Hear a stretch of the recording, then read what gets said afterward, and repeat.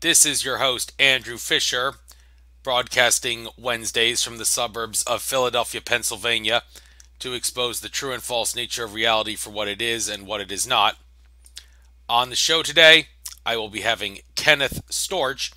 We will be talking about UFOs, police, and the connections between the two things. So, when he calls in, he will be I'm kind of a little.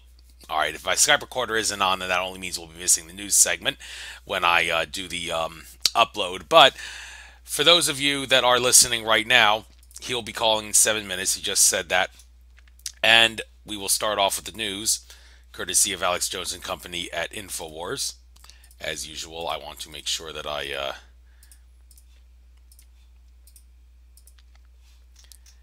get all this out. The most up-to-date news articles. All right, first article. Ex-State Department employee sending sensitive info to private email was the norm under Hillary Clinton. Honestly, OTR, everyone I knew at State used our private email, the former employee said. Oh, the revelations about Hillary Clinton just keep on coming and coming and coming. The former director of policy planning for the U.S. State Department wrote that sending sensitive content to private email accounts was the norm under Secretary Clinton. Emails published by WikiLeaks reveal Anne-Marie Slaughter, who served as the department from January 2009 until February 2011, stated off the record to New York Times columnist Thomas L. Friedman that everyone at State used private email for government-related business. Well, yet another revelation about Hillary Clinton that we hear. And is it going to matter when the election comes? Well, hopefully not. I mean, some people are very pessimistic, like John Nicholson, who I had as a guest on my show for a second time recently. He said he thinks Hillary is going to win because of the voter fraud, and he thinks it's going to be 2000, like Bush Gore all over again. And how can Hillary possibly get away with that? Are the American people that apathetic? Well, we'll just have to wait and see. So, next article. Obamacare architect Gruber demands larger mandate penalty.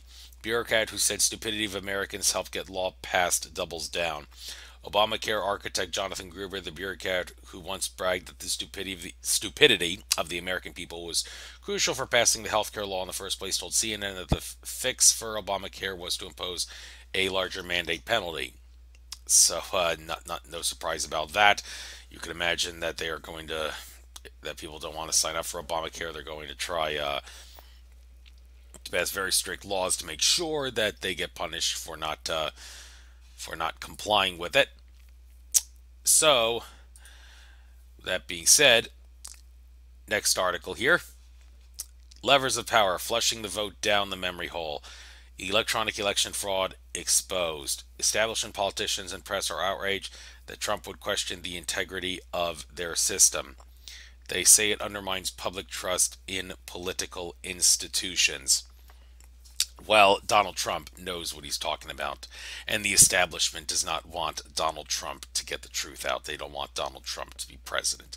Donald Trump may be a windbag, talking a little too much, but he seems to know what's going on.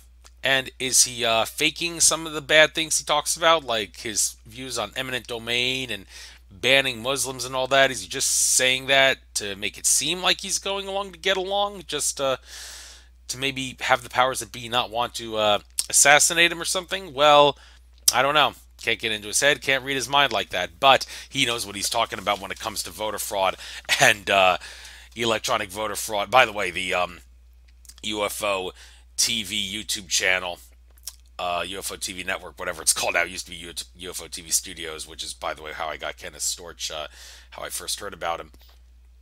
They did a recent video was about voter fraud. It has nothing to do with UFOs, but they try to get the truth out. So it was a very, very intriguing article. Shows how the Bush Gore election in 2000 was a fraud, and they followed the rabbit trail and all that. And hopefully the same thing will be exposed with Hillary Clinton, and if they know what's good for them, they won't commit voter fraud. But if they want to get their minion in Hillary Clinton, they'll use voter fraud. So, but anyway, top Clinton ally caught accepting 20K foreign donation. AUFC President Brad Woodhouse knowingly accepts money from bank in Belize. Project Veritas has released a fourth video in its latest series uncovering corruption connected to Hillary Clinton's presidential campaign. Yes, Project Veritas is getting a lot of flack because they are exposing Hillary, and as is WikiLeaks, to a whole new level. And we already know Hillary's getting money from foreign donations. This is nothing new. All right, next article. China trigger the next global recession. Current debt level causes grave concern. China's debt growth rate has become the focus of some discussions, and fair enough. From comparing the outright levels, it may seem that China can collapse at any moment. China owns a lot of America's debt. China doesn't want to have anything to do with the dollar. And it would be nice if the dollar would collapse, but then again, it won't be nice because there's a lot of people that aren't ready for it. I can say it would be nice because I'm prepared. I have $2,000 worth of storable food, but then again, a lot of people aren't prepared. So, maybe a problem in many regards. But anyway, Kenneth Storch is calling me, so here we go. Hello, Kenneth Storch. How you doing? I am doing. How are you, Andrew? Great. Well, actually, I just found out that the MP3 Skype recorder that I have here didn't record the news segment, but that's okay because, well, our interview is really the important thing. I just do that news segment for the sake of all the people who want to keep up to date on what's going on. So, this is the first show ever on Strictly Capricorn Radio. I am off Blog Talk Radio. No more paying $400 a year for that. No more worrying about the lines being manipulated. Well, even with Skype, it could be manipulated. Let's hope the NSA doesn't try to sabotage our interview in any way. But it's great having you on. I'm not going to bother Thanks. asking any questions about how you didn't get that email. That's not important. I know I sent it, but it's not important how you didn't read it. Let's not worry about that. Let's let bygones be bygones and get right into the truth.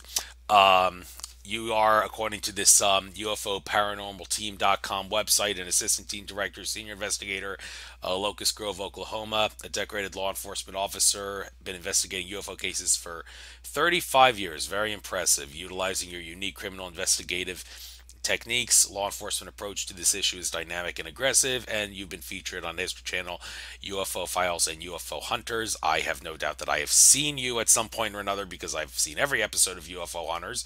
And Bill Burns, by the way, all but admitted to me when I interviewed him back in the day that the reason a new season of UFO Hunters that was supposed to air did not air was because the show was exposing a little too much information, and the powers I that can be. elaborate on that. Oh, okay. I'll give you the chance to elaborate on that in a second, and just want to get this your other credentials here because this is impressive and worth pointing out. You served in the U.S. Air Force, and you are a business owner and run a successful RV campground. I love camping; nature's my thing. So, guess you're my kind of guy. But anyway, I think we'll before we get into the whole cop thing and all that and all other things. You say you can elaborate on UFO Hunters not airing that new season in 2011 or whenever it was supposed to air, because I do remember seeing the commercial. I was looking forward to it. That show, like they say, TV is only good for brainwashing, but every so often a diamond in the rough TV show comes along that has the potential to wake some sheeple up, and UFO Hunters was definitely one of those shows, and that's why apparently it got canceled. Bill Burns wouldn't admit that entirely because he can't prove that, but it was pretty clear from what he had to say that anybody with any shred of common sense Well, I could can tell say. you my part in that because I was present when Bill Burns got the call, Okay, I'm and I interested. wasn't the only witness there. There was another witness, and if anybody wants to contradict it, I can produce that third witness. But we were all standing there. We were at Dugway Proving Grounds, and Bill Burns had just gotten a call previous to that saying that they had some kind of rating in cable TV or something. But it was apparently um, pretty high because they just got the okay to for the fourth season. And then about 45 minutes later, and this has something to do with myself and my partner. Um, in that particular episode, there was a story on animal harvesting. Most people refer to it as animal mutilations, but the animals are not mutilated, they're being harvested. So um, there was a picture that was shown by Gabe Valdez, who was a New Mexico State police detective, that he investigated a case on an animal harvesting case, and he had crime scene photographs. And in that crime scene photographs is a fetus of a cow that appears to have a human face and ear. And my partner was standing there, and Bill Burns, were looking at the pictures, and everybody was taken back by him.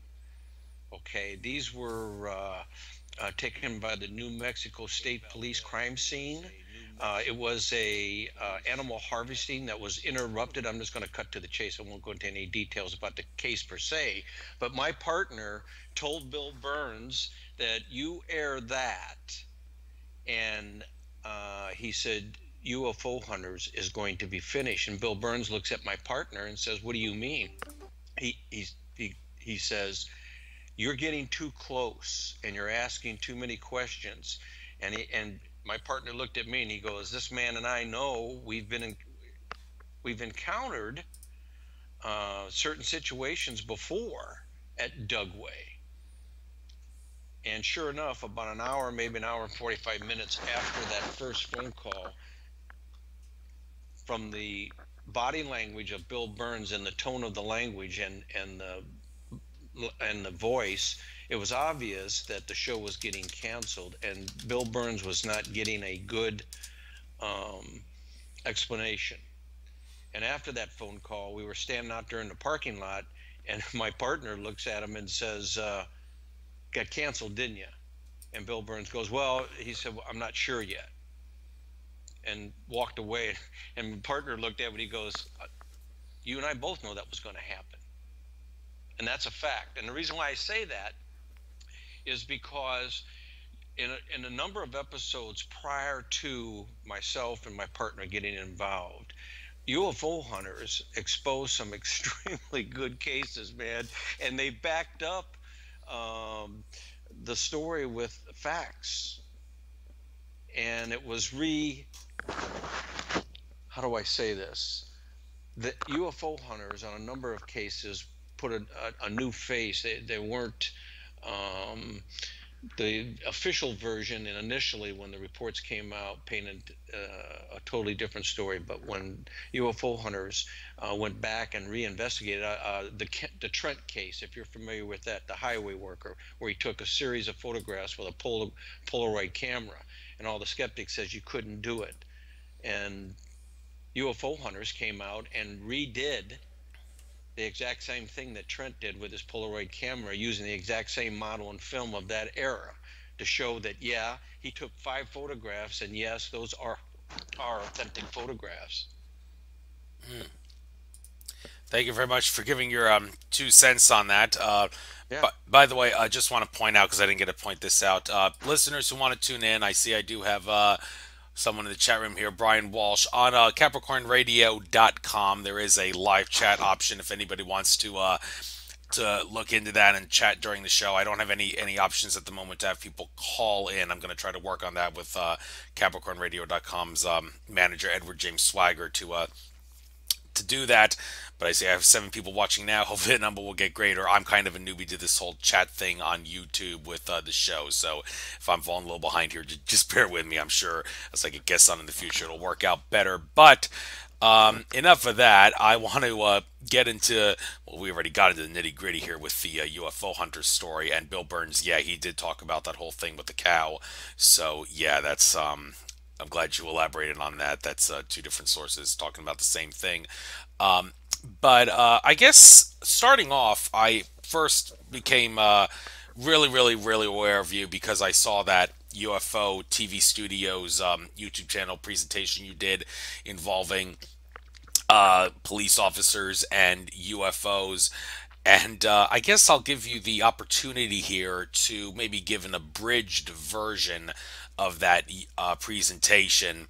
I realize it's just audio and not no visual stuff, but do your best to the best of your ability. Give like maybe an abridged version of everything that you would have discussed in that video that was on UFO TV Studios, which was featured at some MUFON conference. You got the floor. Hey, you're going to have to refresh me a little bit more because I've given several, so I'm not sure which one you're referring to. Oh, It, okay. I guess I could. what was the theme? I mean, was it cops and UFOs? Yeah, I guess that's what it was. I'm trying to get on the UFO TV YouTube channel right here and clicking on the videos and seeing Okay. which one. Cops, the 911 UFO connection officer, Kenneth Storch. Yeah, that aired 5 months ago on the UFO TV Disclosure Network YouTube channel, and it was Oh, after cool. seeing that that I wanted to get you as a guest on my show, Sure. and also Sure. Hanger One did John Ventry, frequent guest on that show. There was an episode all about police and their encounters with UFOs. And by the way, Hanger One, it was supposed to air for another season on the History Channel, but it did not. And John Ventry was very pissed off that that got canceled. But yet, Ancient Aliens made the cut and is still airing. Now, I can imagine the powers that be aren't too concerned about Ancient Aliens being on the History Channel because that show is so speculative. They can talk about that stuff and people are just going to make a joke out of it, so it doesn't concern them, even if they are getting the truth about our past in that show. But Hanger One and UFO Hunters, that's kind of a more down to earth, wake up the sheeple kind of thing, if you know what I mean. So, Hey, Andrew, I think, in all honesty, I think Ancient Aliens are. I don't agree with everything that is put out there. However, I will say that I think they're on the right track. I think that from my personal investigations and my personal knowledge, and keep in mind, I'm not out to prove anything to anybody. I could care less. It was basically my whole path down flying saucers was basically to prove to myself. There are three levels that I operate on, I was 31 years in law enforcement. I did a number of felony cases. I've testified in federal district court. I written numerous search warrants, arrest warrants. I know how to conduct and execute a search warrant. So my levels of proof start with reasonable suspicion. Okay. And I'll give you a definition of what reasonable suspicion is, at least from a cop's perspective. Okay. I'm driving down the road in the squad car, and it is July 4th, and the temperature is 94 degrees at 11 o'clock in the morning. And I look over, and I see Andrew Fisher in a full-length winter parker with a hood with his hands in the pockets walking on the street while everybody else is wearing tank tops and shorts. Andrew, you're dressed like you just Nanook of the North. Okay. As a trained observer, that is reasonable suspicion. The question is asked, why is he dressed like that when everybody else is dressing, in shorts and sandals? Are you with me, Andrew? yeah, I'm with you. Just so you know, I'm always going to have my microphone on mute whenever you're talking. Oh, So, okay. And okay. so the next level is, probable cause. Now, do I have probable cause to think that Andrew Fisher's up to, nefarious? I, I, I don't have it at just on my observation, but I do have reasonable suspicion that allows me to follow you, okay, unbeknownst to you. And I see Andrew Fisher go behind a bush and take out from underneath his jacket a TV set, a gun, and some other items, jewelry. Now I have probable cause to contact you. Okay, I've generated my PC. The next step for me is proof beyond a reasonable doubt. And I'll give you an example of that. I get a hold of you. I ask you what you go, hey, those things belong to me. I go, oh, really? I run the serial number on the gun and it comes back that not only is it stolen, but it was used in a homicide 2 nights prior. Guess what, Andrew? You and I are going to get intimate, okay? You're under arrest. That's proof beyond a reasonable doubt. We go into court and you get convicted and you do 16 to 20 in the state penitentiary.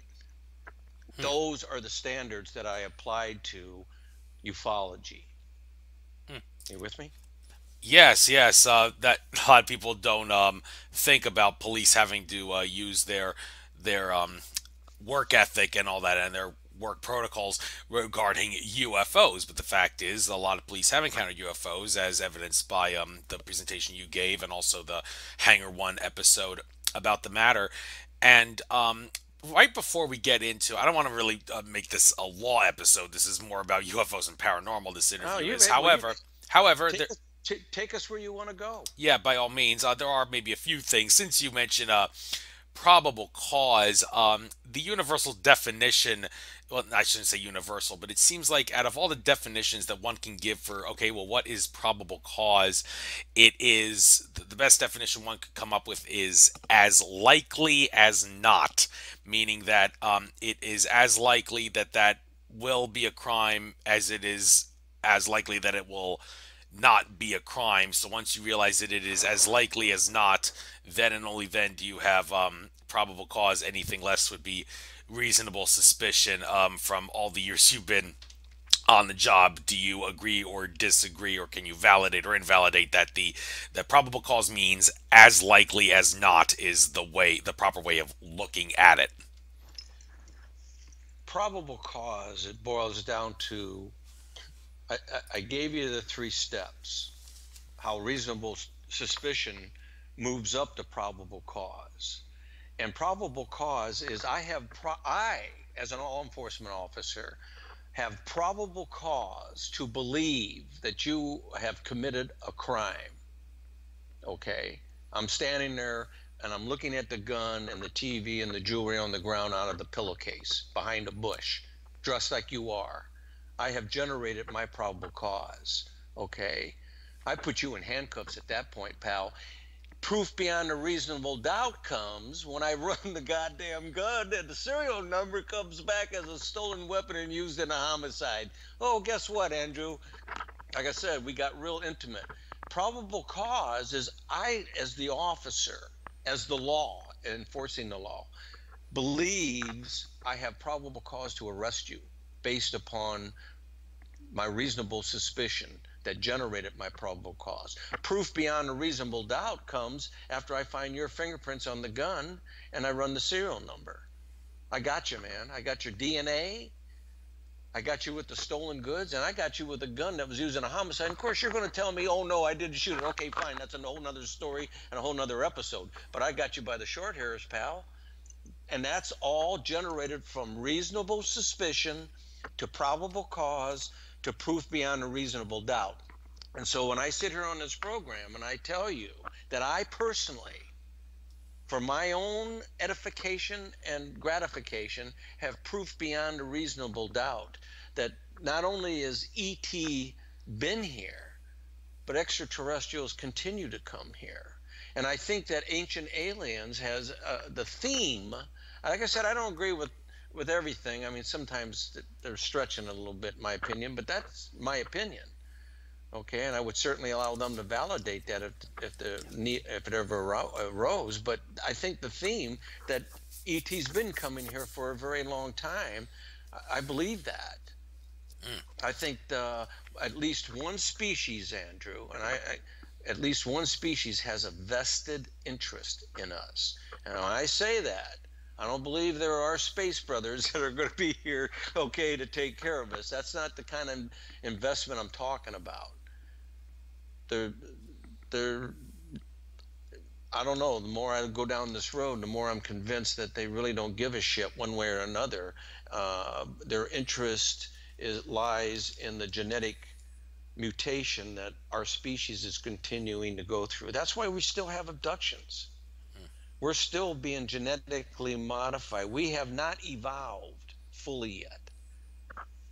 And that's my opinion, based upon my research and investigations. And that goes, and it ties in with animal harvesting. I think we're going to find out in the end that these roads are going to intersect at a major intersection, and then we'll see the highway. No doubt about that. And although that's kind of jumping off into the deep end, I think we'll go more into that as this interview progresses.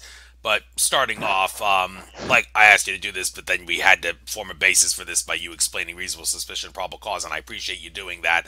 But getting back to what I said earlier, that whole presentation you gave, cops, the 911 UFO connection, that presentation was about half an hour long.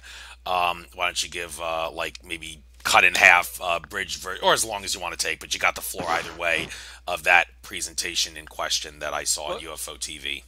yeah, one of the professions, looking at it from just a common sense, is that if there were unidentified flying objects, what professions would most likely report encounters? Airline pilots, okay, got that. Ranchers, farmers, yeah, got that too. How about law enforcement, state patrol, sheriff's departments, local police departments? Sure enough, when you start looking at it, those professions are generating a lot of the credible and a majority of the credible reports that occur with the unidentified or ufology. And law enforcement plays a very integral part of that. And when I was active law enforcement, I was working with the sheriff's department in Jefferson County. Um, my training officer, who was a senior deputy, and I have to set the stage on this because Tom was, if you looked up Jefferson County, Colorado, circa 1878, Jefferson County Sheriff's Department, you would have probably seen Tom Bobay there. He was a legitimate, real deal cowboy. In his off-duty hours, he rode bulls, man. He was a rodeo a cowboy, but he was a sheriff's deputy and very soft-spoken, very direct, very honest. Probably one of the more honest spirits I have encountered in my lifetime. Tom was a stand-up, look you in the eye and tell you exactly where he was coming from. And he was a man of very few words, and that was his personality. And I remember one night after he got to know me, and this is like 4 or 5 years on the job working in the mountains, and this was in the presentation. I'm just cutting to the quick. But I didn't know that he had a close encounter of the third kind. And we were sitting on Lookout Mountain, and we were looking up. There's no ambient light, hence the name Lookout Mountain. You can see for 100 miles, man, if there's a clear night. And we were sitting up there looking at the stars, and there was a kind of like a meteor shower. And I asked him, I said, Tom, I think there's aliens. I think there's little green men. And he looked over. We were sitting heel to toe in the squad cars, and he looked over at me in a very soft-spoken. He goes, Ken, they're not green, they're gray. And I looked at him, I go, what are you talking about? And he told me the story. He got dispatched to the call. He got a call, dispatch sent him, said they had a rancher that was a couple of his horses. This is how the call went down. They came in, this is prior to 911, by the way. But anyway, dispatcher tells Deputy Bobay that in a certain mountain region, they have a rancher. There is rustling going on. It says unknown suspects trying to steal his horses is how the call came out. And Tom Bobay responded. Next thing he hears is that the rancher is shooting at them. Well, that kind of heightens up the level of response in law enforcement. Long story short, Tom gets there, and the rancher is telling Tom, he said, the bastards tried to steal my horse. They had it when he encountered this craft. One of his horses in the corral was approximately 2.5 feet off the ground. And there's this object shining this light down on this horse. This rancher, in response, takes a 30-30 and cranks off a couple of rounds, and the light goes out and disappears over the trees. And Deputy Tom Bobé asks did you hit it? And then Rancher goes, I don't know. It looked like it might have been going down. He says, I think I may have hit that helicopter. Okay. So Tom goes and drives down, it's called Pine Junction Road for specifics, in the direction that this rancher sent him. And he comes around the corner and he says about 150, 200 feet in front of him is this object sitting in this mountain 2-lane road, gravel. And he said it's about the size of a 2-story house. He said the bottom half is spinning clockwise and the top half is spinning counterclockwise. And he said it's just hovering about 6 inches off the ground, right in front of him, 150 feet. And he said, I saw them. And I said, you saw what? And he said, I saw them. He said, they are not green. He said, and this was 1979 when he was telling me the story. And he said, I saw them. They were looking at me. He said, they're gray. And he said, I can only see from the neck up, but he said they got big eyes, and he said there was 4 of them. They were staring at me and I was staring at them. And he said, I said, what happened? He goes, well, the damn thing just kind of lifted up like a hot air balloon, but he said there was no noise, it's just silent, but very slowly. And he said then it disappeared towards the San Luis Valley. He said it just disappeared over the mountains. Thank you. And I want to ask you, when it comes to police coming forward It's about not their... a career enhancing.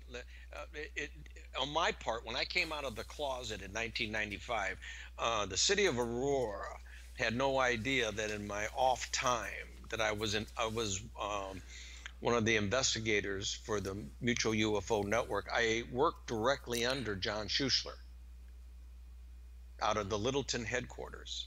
I worked in the office. I answered phones. I was assigned cases by John Schuessler, and he was the international director. In fact, that's how I got involved in Dugway and ultimately with UFO hunters, is because John Schuessler, who was the international director, sent me down to Dugway on a case. And that's how I started investigating the Dugway area. But it is, when I came out of the closet in 1995, I did a documentary on the Cash Landum incident. I reinvestigated basically the Cash Landum incident. John Schuessler had written a book called The Cash Landum Incident, but it's about 2 Texas women and 1 nephew that encountered an object in the middle of Texas. And he was the initial investigator. I reinvestigated it, and it was a documentary that was going to air on A&E, I think it was. Tower Productions was the company that produced it. I don't remember exactly what the show's name was, but it did air. So I had to tell my department because it was going to be on national cable TV. I thought, well, might as well go ahead and bring it out of the closet. So I did. It was not a career enhanced movement on my part, I will tell you that. I can tell you a story of what happened in the courtroom if you want to hear it. Go right ahead. Yes. I'm very interested. Okay, well, this is how UFO affects law enforcement. I was testifying in a federal district court. Now, the judge that I was in front of is Judge Maish.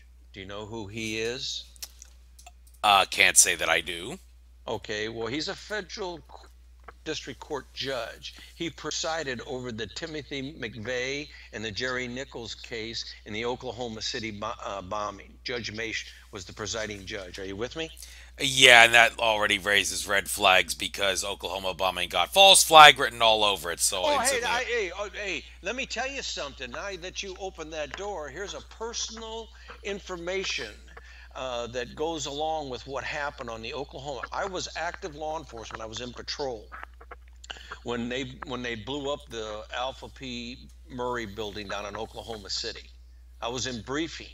There was like 30 other officers. The FBI came in and they handed out composite drawings of 3 suspects that were involved in the Oklahoma City bombing, okay?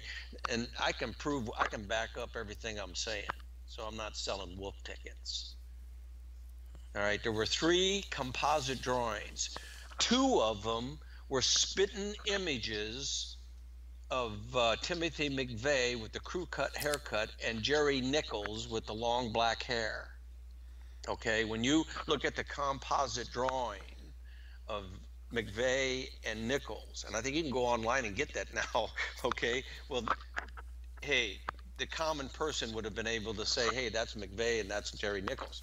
The third drawing, and this came from the FBI's mouth, and it showed what looked like and this is their description, not mine, not the Aurora Police Department. This came from the FBI dogs. They said that he is either Middle Eastern male or Hispanic male, but we don't know who he was. They had photographs of 3 guys getting out of that truck on the morning that it blew up. That's a fact. Okay. Next thing you know, nobody's talking about the third suspect, and it turns out that he was an Iraqi, are you ready for this? From the Republican Guard, an Iraqi major, special forces major. And guess what his expertise was? Right. I don't know what is it. That's a fact. That is not bullshit. I'm not selling wolf tickets. I can back up what I'm saying. And there was a third suspect in that briefing that they gave to us. Be on the lookout. They're called bolos. Okay. They said be on the lookout, and this went out to every jurisdiction, sheriff's department, state police, you name it. They all got the same freaking briefing that we got. And I can tell you, I can probably get 100 officers that can testify to that fact, that there was a third suspect that was given in that composite briefing. And the FBI description was either Middle Eastern male or Hispanic male. And he looked had a ball cap. Yeah, to me, he looked Hispanic, but he could have very easily been a Middle Eastern male, absolutely, positively. And there has been records. It was, and I can't think of the major's name, but if you give me a moment, I'll look it up. He was an Iraqi Special Forces major from the Iraqi Republican Guard. And so the question becomes, what's he doing hanging out with Timothy McVeigh and Jerry Nichols? They're guilty as hell. McVeigh got the needle. Okay. Anyway, that gets back to the judge that I'm testifying in on ufology. And this is how it went down. I'm testifying against a corrupt city official, and it's federal charges. This isn't local county. It was federal district court. And I was given testimony, a deposition, in front of Judge Maish in regards to what I knew concerning this high-ranking government official. And I was given testimony. The defense attorney for the government official said, isn't it true, Officer Storch, that on your off hours that you investigate flying saucers? Oh, no, he says that you chase, his words, you chase flying saucers. And I looked at Judge Maish and I go, no, that's not true. And you could see the look on the attorney's face, and Judge Maish looked at me and he goes, officer, he says, you know my opinion about, lying on the witness stand, especially law. And let me stop right there. Judge Maish is a no bullshit judge. Okay. The guy is all business, and I respect him as a federal judge. And I don't respect all federal judges, but I respect Judge Maish, and he's a no-nonsense guy. And he goes, I said, Judge, he asked me if I chase him. I said, some of these objects have been clocked at over 4,000 miles an hour. I said, I investigate them. I said, if I could chase him, I wouldn't be sitting here in the witness chair. I'd be playing for the NFL. Give me a break. And so the whole premise of that attorney asking me that question was to embarrass me and refute my testimony as a law enforcement officer. And essentially I shoved it right back up his ass, because he didn't know diddly squat about flying saucers. He had no knowledge about UFO. All he wanted to do was bring that in and make it a matter of record so that he could embarrass me, because I believe, not only do I, at that time I was still investigating, I wasn't 100% convinced Um, but he was going to embarrass me in front of Judge Mays to repute my testimony against this high-ranking city official. How can you believe this officer because he believes in flying saucers? That's where he was going with it. He Mm. didn't get there.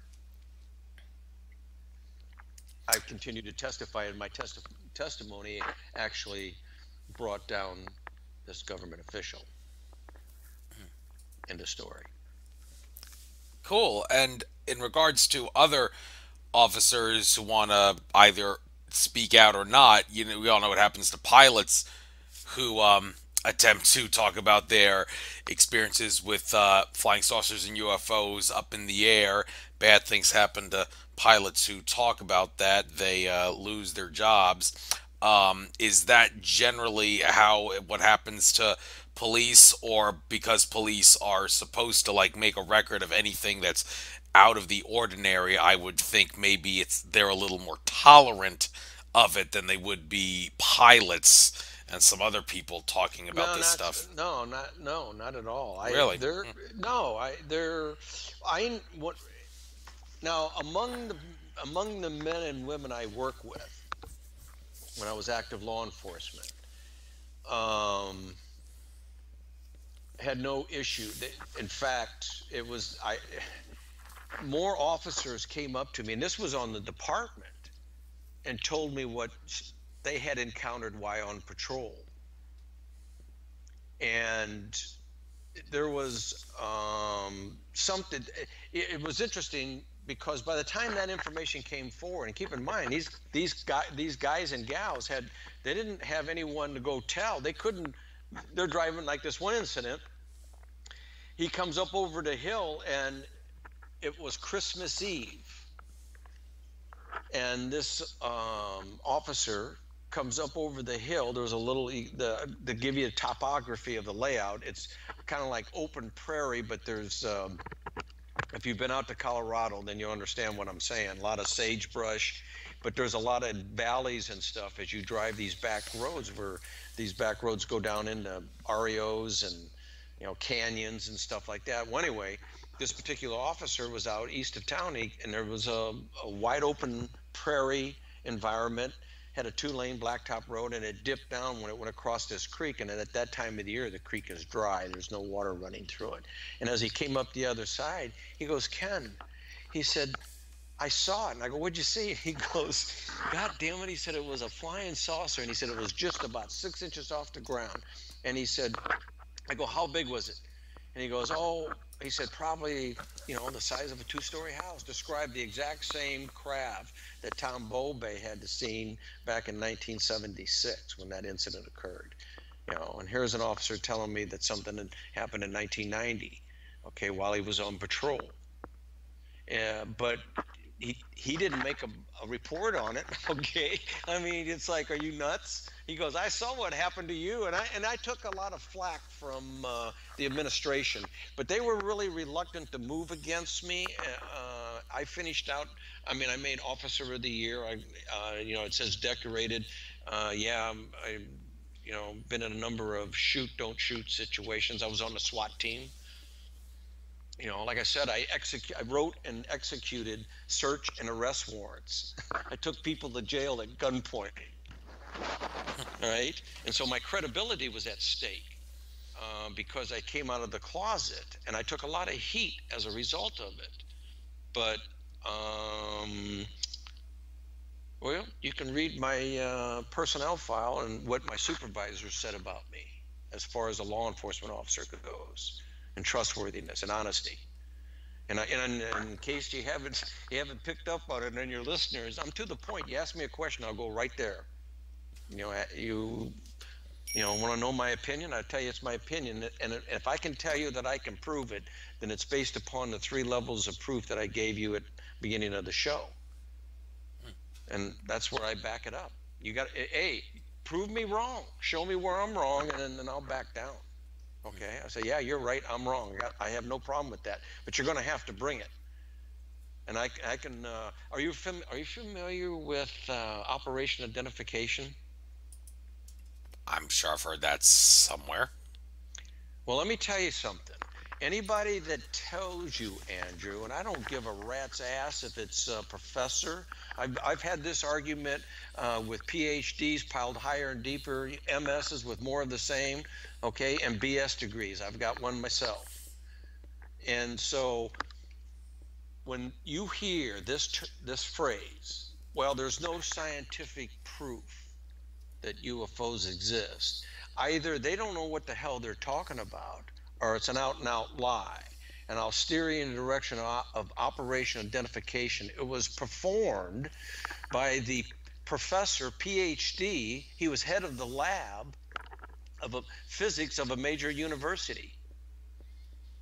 And there was a flap going on in Farmington, Missouri. And so he put together a team. It was funded not only by the university, but the St. Louis Post-Dispatch funded it for like 5 years, his research. And he set up 3 different observations with some pretty sophisticated equipment. They had electromagnetic meters, they had infrared cameras, they had high-speed cameras, they had a ground-based radar and an airborne radar, a twin-engine Cessna equipped with scientific equipment plus radar. And in order to be on his team, you had to have a graduate degree working on your master.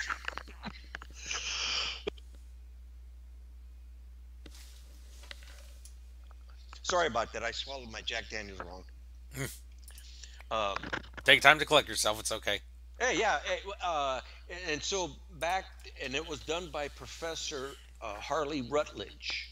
He was in charge of the physics department at the University of Southeast Missouri State College down in Cape Girardeau, Missouri. This was 1970, 72. It started out for a 18-month observation because they had a lot of stuff going on in that area. It turned into, I think, to like 5 years. And you can read and operate. He wrote a book. It's called Operation Identification, and it has his methodology, the people that were involved, that the equipment that was used, the data that equipment. It's written like a PhD professor. It's very technical. But what's really important is when you read the summary, I think out of 871 objects that they observed, they were convinced like 90 of those objects were not only under intelligent control, but they consisted of a technology that neither the United States Air Force or any other Air Force in the world had. And that was the conclusion that was drawn by Professor Harley Rutledge in Operation Identification. And it's an extensive study with scientific equipment. So when anybody tells you there's no scientific proof that UFOs don't exist, I'm sorry, but I'm going to bring this to the table, okay? Dispute it. Yeah, it makes me want to cry when I hear people say outrageously ridiculous statements like that.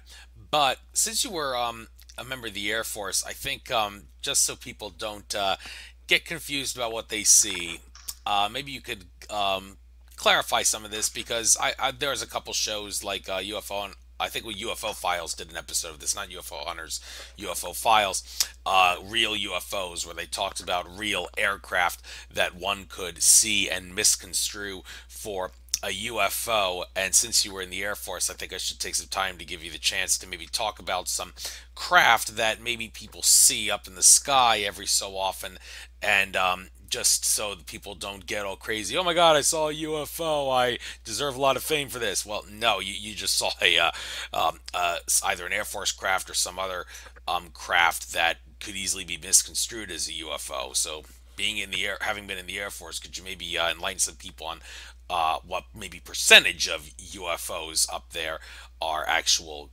real UFOs? To use the title of that UFO Files episode, could you got the floor on this? Well, let me clarify something. Um, when you use the term UFO, unidentified flying object, you are painting with a broad brush. When a person tells you that they see a structured craft, it immediately goes from being a non-UFO to an IFO, identified. You're telling me that you saw 2 plates on top of one another. You're 150 feet from it. The bottom is rotating clockwise. The top one's rotating counterclockwise. And it's emanating a light, and then it lifts up off the ground. That's not a UFO. That's an IFO. You identified it. It's a flying disc. Okay, we know what you saw. You with me? Yeah, I'm on mute, but I'm with you. Okay. Um, so you know that's part of when you interview and I used to teach a class in law. It was called law enforcement related education, and one of the topics was you know how average people see things versus how law enforcement see things. And it is incumbent that people understand that I don't know how to explain this other than the fact that it goes back to those three levels that I talked about and how I see the subject matter. And I'm convinced that ET's here, that ET's been coming here and for a while, and that one species. Now I don't know about all the other ones. I mean, you hear stories about reptilians and you know light beings and stuff like that. I don't dismiss them. I just concentrate on the one being, okay, that the Anunnaki, that the Sumerians talked about.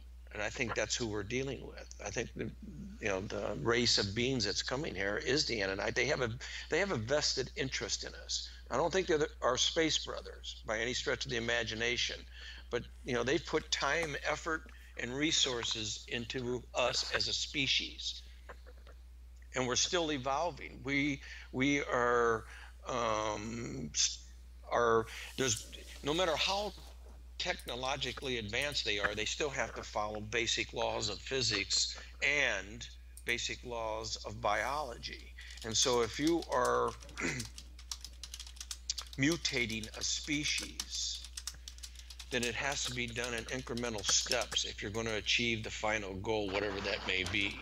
And that's the reason why I think there's still genetic material being taken, and that the chromosomal DNA makeup is still being tweaked as far as us as a species. For what purpose? I have no idea. I don't, and maybe that's too deep for some people, but you have to understand. I get asked all the time, well, why would they travel billions of miles to come just to this rock in the middle of nowhere?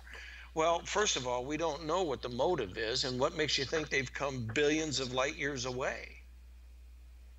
Shit, they may be just next door, okay?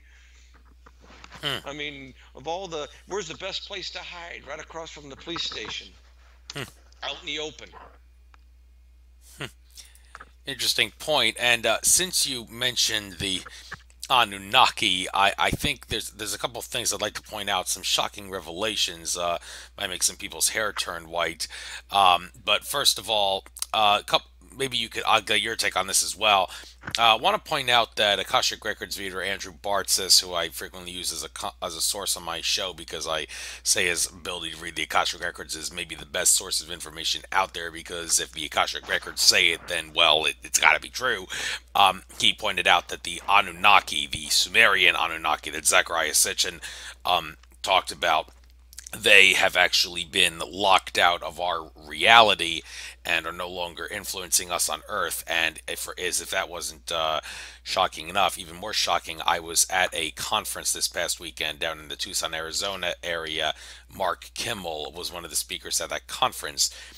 He said that his contacts, he didn't exactly specify who said this, but he said that the Anunnaki's home planet of Nibiru, yeah, the same Nibiru that Zachariah Sitchin wrote about in his books, it recently self-destructed. It does not exist anymore in that 3,600-year elliptical orbit. Now, this kind of would fly in the face of what you say about the Anunnaki influencing our reality here on Earth, but Well, I regardless of... think that the last thing that I read is that a number of scientists that are working with NASA, there is an object that's out there that's affecting the solar system. And how they know this is that the sun's equator is being pulled by a massive object that's still out there. And that's going on scientific data. I know it's not widely reported and you have to go looking for that information, but that data is out there. Okay. And, the um, number of, and this is where ancient aliens is correct, in that there are a number of cultures that are primitive by our standards, and yet they know about this planet. The Dogma tribe in Africa, the Navajo, southwestern tribes, are, and you're going back 3 or 4 thousand years. So they didn't have, and yet what they believed and what they know about the solar system is turning out to be correct. I mean, I've saw the rock carvings down in Arizona, and I know where there's a whole bunch of them on private land down in New Mexico that show the Crab Nebula. And there's no way in hell you would have been able to see that with the naked eye at that time. Hmm. Well, you talk about ET could be right next door. With that being said, a couple of things I want to mention. Andrew Bart's the same Akashic Records Theater. He says our solar system actually has 66 planets. John Lear, when I interviewed him, he said there's 40 planets in our solar system. Now, it goes without saying, mainstream science can't seem to agree on a definition of planet because every time they change the definition, it always seems to include Yeah, something that which one did we, Pluto? Is that who we lost? yeah, and because now it's considered a Kuiper Belt object, but any astrologer, for example, would say no, it's a planet. And well, some say, well, planet is anything that's round. Oh yeah, then you would have like 100,000 things in the Hey, solar system. academia. I've had this discussion with academia concerning flying saucers because I'm specific. When there's a number of highly respected astronomers. One of them, well, I can't mention her name because I gave my word, but she is head of the astronomy department at a major university. They they usually have a pretty good football team. They're ranked up there a lot of years. And she admitted to me. She goes, Ken, yeah, there's something going on and around this planet, and we don't know what it is. She goes, I know you think it's ET, and I said, I'm not saying all of it is, doctor, but I said all I got to do is have one craft, right? And she goes, yeah, and she goes, I think a couple of us have seen that one craft, and that was off the record. Hmm. So I know that within the inner circle, and I'm one of those conspiracy nuts that thinks there's a shadow government. I think the New World Order, the NWO, is all about making us into hive mentality. I think that's part of where they're trying to morph us.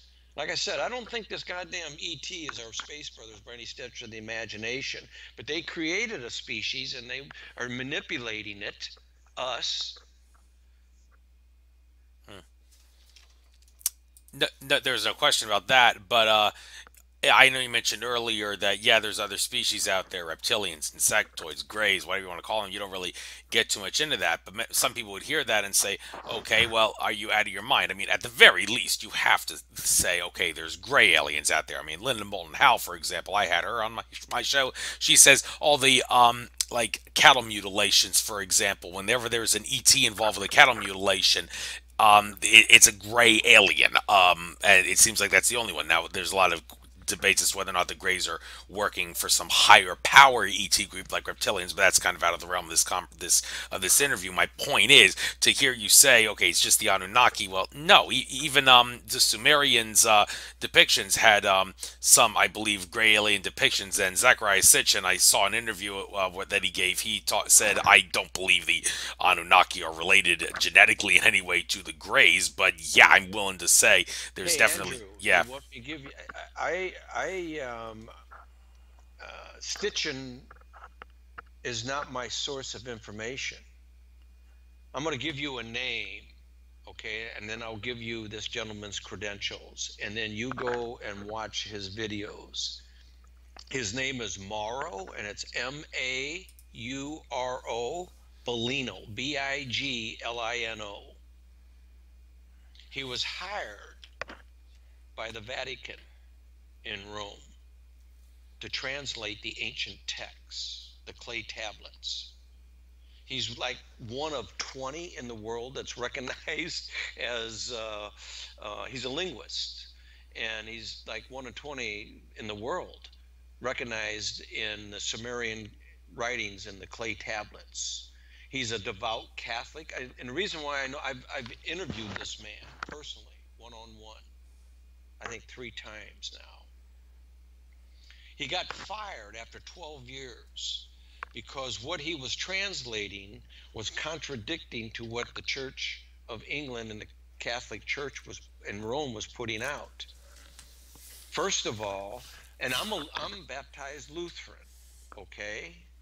Although I've probably been excommunicated, I'm not really sure, but I think so. But Yahweh, I was taught, meant God. The Hebrew Assidic translation, Yahweh, is God.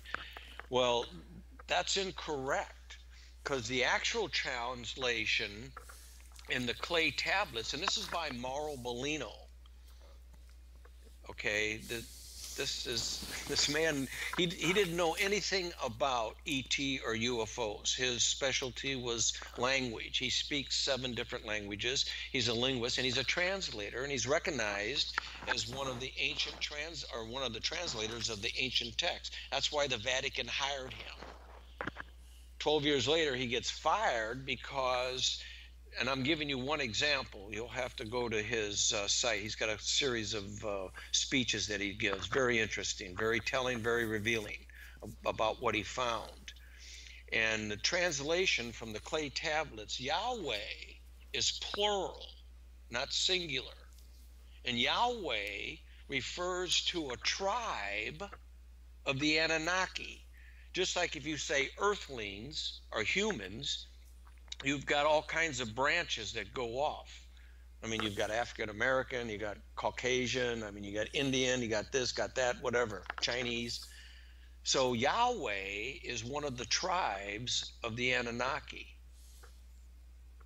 Are you with me? Always with you, even though I'm on mute. Yeah, Okay. always with you. So it was changed when it was put into the Old Testament from plural to singular, and Yahweh became God. Otherwise, it would have been gods. But according to Mauro Bellino, it's a tribe of the Anunnaki, and there were several tribes that came here under the Anunnaki. And some of them went to Mesopotamia or the Mediterranean. Some of them went to Asia. There were different tribes of the Anunnaki that arrived here. That's what the clay tablets tell us. And the Sumerians had no reason to tell stories, man. They weren't into fiction writing yet. I definitely They, would. Yeah. go Oh, ahead. okay. Continue. No, You had something to say. I'm going to say, I'm not a scholar in that respect. I'm just a simple detective looking at things in a logical manner. And I need reasonable suspicion, I need probable cause, and I need proof beyond a reasonable doubt. And so when I tell you that, to me personally, I have proof beyond a reasonable doubt. I have the smoking gun. I've got all 6 cylinders of the revolver loaded. There is no doubt. And I'm saying this, that if I had a body of court, I could write a search and arrest warrant for E.T. He exists. He's here. And that's my opinion. That's my belief, and and I can prove that. And to me, I think I could prove it in a court of law. I know what it takes to put somebody behind bars for life. And you can use that to help find the proof that the ETs are out there. I have no doubt about that. Well, it's been in I front of hey, Andrew, it's been in front of us all along. no doubt it Okay. has. Okay. I think that without, like I said, I was baptized Lutheran, and I've had this discussion with a number of. I live in northeast Oklahoma, okay, in the foothills of the Ozark Mountains. This is the Bible Belt, okay, and so I'm kind of like a little beacon out here in the middle of religious fervor, if you will.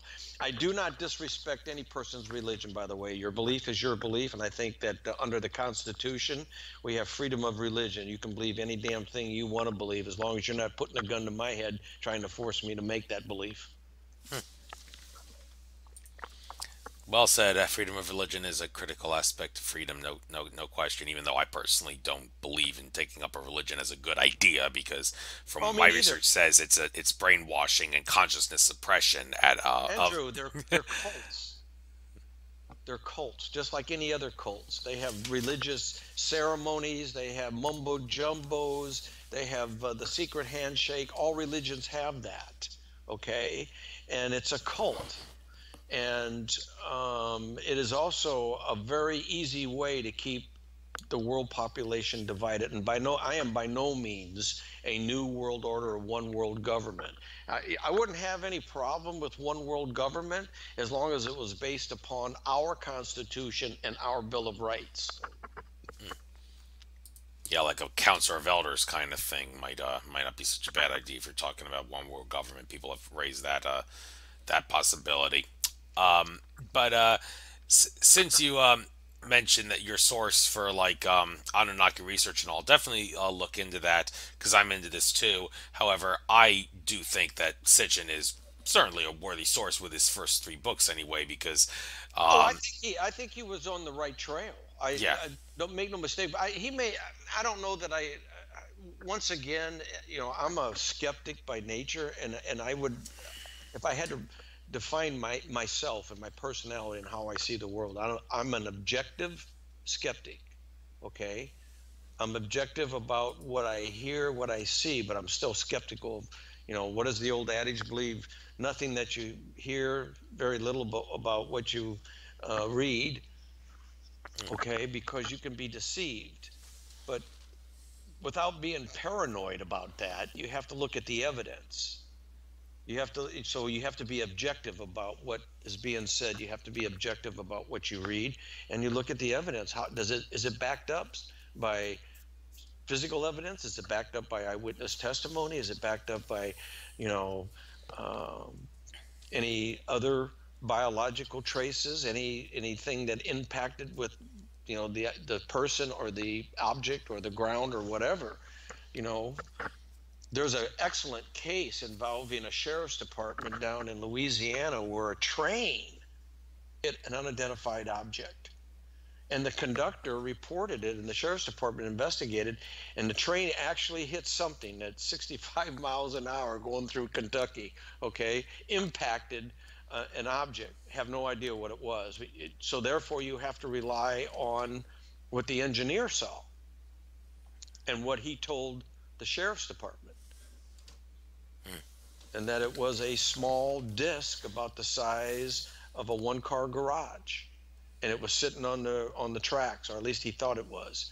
And at 65 miles an hour or 60 miles an hour, whatever he was doing, there was no way he was going to stop, a 75 car train being pulled by three diesel locomotives in time to avoid this impact. But this object apparently glanced off the lead locomotive, and there was damage to the lead locomotive. It impacted something. So you look at the physical evidence and you go, you know what? This is a heavy gauge steel, diesel electric locomotive, one of three, pulling a 75 car train traveling at 60 miles an hour. And you look at the damage that was done to the locomotive. So it impacted something about 12 feet off the ground.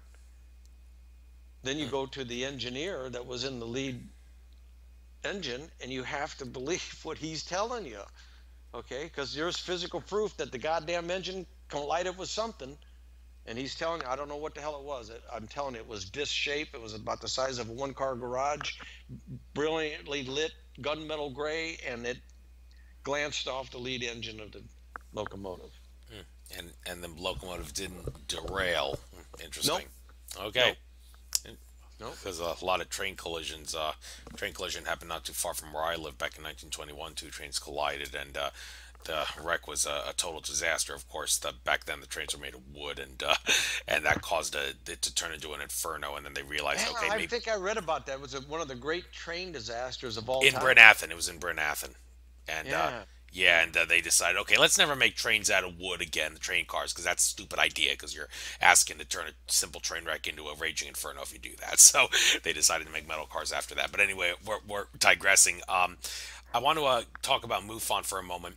I'm going to be at the MUFON conference this upcoming weekend in Langhorne. No doubt I'll see John Ventry there again. where's no? Where's Langhorne? Where is that? It's north of Philadelphia in the Oh, Bucks okay. County area. It's Take Route 1 and then get off one of the exits in right, right, right, yeah, one of the right. hotels there. I always go there every year. There's also some other ones in Pittsburgh and Erie, but I don't bother going to those. Just the one in the Philadelphia area, in the Langhorne area. And one of my beefs with MUFON, and a lot of people have a beef with this, is the whole they're too left brain and closed minded. And let me make a good point about this. When last year's presentation, one of the people presenting, talking about speculating in his talk about where the ETs come from, he says some people have said that these ETs are time travelers, and he said he thinks that's ridiculous. And his justification for that, for his claim that it's ridiculous, was that they can't be time travelers because of the possibility of creating the grandfather paradox makes time travel impossible. Now, when I heard that, I immediately wanted to get up out of my seat. I didn't do it because it would have been very rude, but I wanted to get up out of my seat and shout, "Yo, buddy, does the phrase alternate timelines mean anything to you?" I mean, even physicists have talked about the grandfather paradox can be avoided simply by going to an alternate timeline that is in every way similar to the one we're in, but since it's causally disconnected, there, you can kill your Well, grandfather and you're not going to vanish out of it. Yeah. I'm a, my look. I was an investigator for MUFON for a number of years. Like I said, I worked directly under John Schuessler out of the headquarters in Littleton, Colorado. At the time, he was the international director, and he assigned me a number of cases that I investigated. And um, MUFON has a problem, and I'm a lifetime member. Okay, I'm supposed to be a investigator here in the Oklahoma MUFON chapter, but they quit sending me cases because I'm not going to drive 300 miles to talk to somebody that saw a light in the sky. I can do that over the internet. I can do that over the phone. I can do the interview. I know how to conduct an investigation. But if you have somebody that had a close encounter of the third kind and there's physical forensic evidence, there's trace, or you had an animal harvesting case, that's physical evidence. Hell yeah, man, I'll go. Yeah, because I'm paying all that out of my own pocket.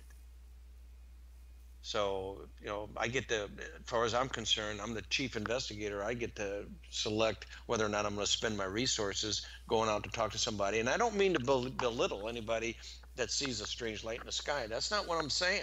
I think it should be reported, but I can take that report, or you can report it online. You can fill out the form. Okay, because that little piece of the puzzle may indicate that a flap's coming. That's usually the indication when all of a sudden you have a series of people in several counties reporting an object and its similarities. There's something going on, and I think then, yeah, you need to have those reported so you can track it and you can go, hey, Ken, we've gotten 4 reports in a week of an object down there. Something's going on in that. Yeah, then you can spend the resources and the effort investigating some, because you might get in on a flap. I'm a firm believer in that, but that all can be tracked electronically. You don't need to send somebody out there to. I think it's important to make contact with them. Yeah, either call them or send them an email. Say, hey, this is so and so. I'm with the MUFON. Blah blah. You made a report. Is there any additional information what you added on your online report, whatever? But I think you should have that human touch. I think that's important. But that's one of my complaints with MUFON. I think they have a real trust issue in the hierarchy. That's my opinion. Well, and one of the possible reasons for that, I wanted to get into this, if you have anything to say about it, it has been suggested that there has been a lot of CIA and or NSA infiltration going on within MUFON, where a lot of infiltrators from the government that do not have a good agenda are trying to screw over MUFON in some way, and people go as far as saying MUFON is a part of the disinfo campaign for UFOs. No, Well, it's not, but I'm suggesting it's been led down that path because of the infiltration. Is that something you have to okay, say about? let me put it from the government's perspective, okay? Because I worked for the government for 31 years. By the way, I worked undercover for 7 years. All right. So if I was going to, I'm looking at it from the CIA, the NSA, all the alphabet boys, FBI, TSA. Man, I mean, we got so many. I call them the alphabet boys. Okay. Looking at it from their perspective. Okay. I have an organization called the Mutual UFO Network, and and you look at the mission statement for MUFON. Do you know what it is? It's in the tip of my tongue. I've seen it, but I can't recite it offhand. Basically, to paraphrase, they're in pursuit of scientific evidence to show, prove ET. Okay, they're interested in investigating legitimate extraterrestrials, and they list all the PhDs and MS and BS degrees of people that they have available to analyze forensic evidence, which I think is good.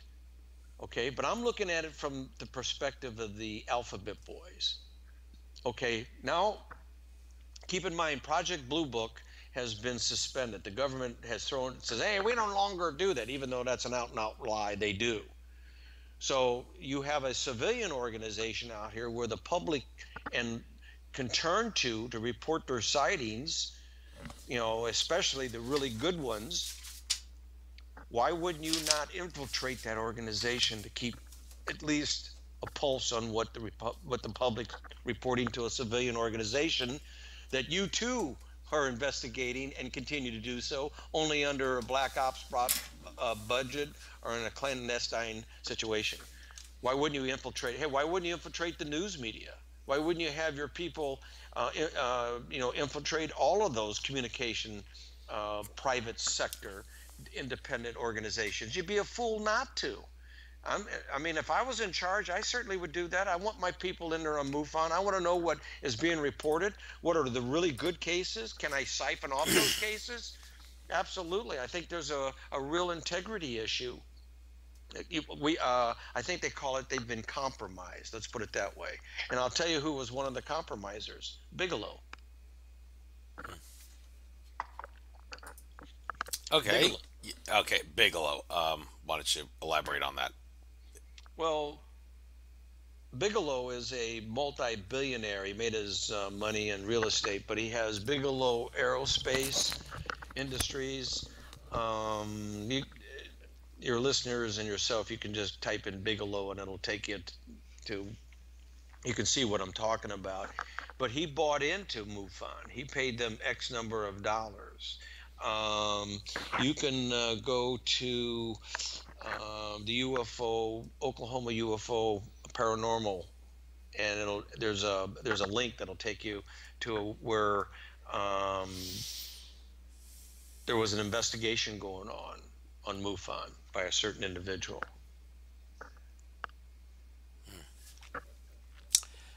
Thank you, thank you. Definitely worth looking into.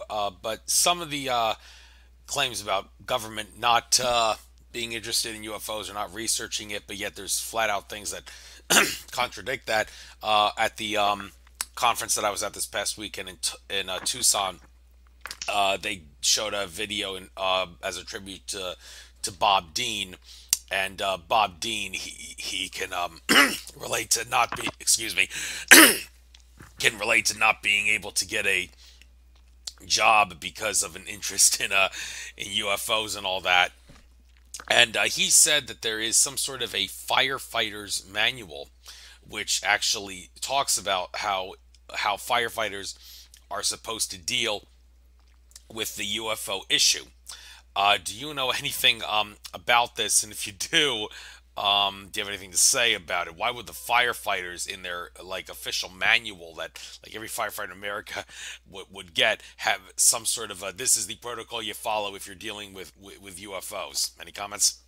Oh, absolutely. It makes sense to me. I mean, I know a number of firefighters. I worked very closely with them when I was active law enforcement, and they go into some hazardous situations. So, to handle an unknown, and that's what it would be classified. They don't know what they're dealing with. They don't know what the toxic level radiation. What happens if you got a crash, and you get the fire department out there because it started a brush fire, and you get that taken care of, but now you have this object out there that you have to deal with. You don't even know, hey, the F-117 fighter, stealth fighter, has some very toxic material to it, pal. That's a fact. That material that in fact, let me tell you a little quick side note. We got time, or are we running out of time? I don't know where we are. Well, we got until 8 o'clock p.m. Eastern, which is in 39 minutes from now. Oh, okay, So we're good. Okay, yeah. yeah, that'll work for me. This was a case that I was sent on by John Schuessler. We had a rancher down in Nevada, and he was a real deal. He was a cowboy. The old boy, you could see where the chew wore in his jeans. He was bow-legged. You could see where the spur straps were on his boots because he did a lot of riding. And his report was he was seeing flying trowels. Do you know what trowels are? Concrete trowels? Uh, maybe not. I've heard the Okay, word, but masons use it to spread concrete.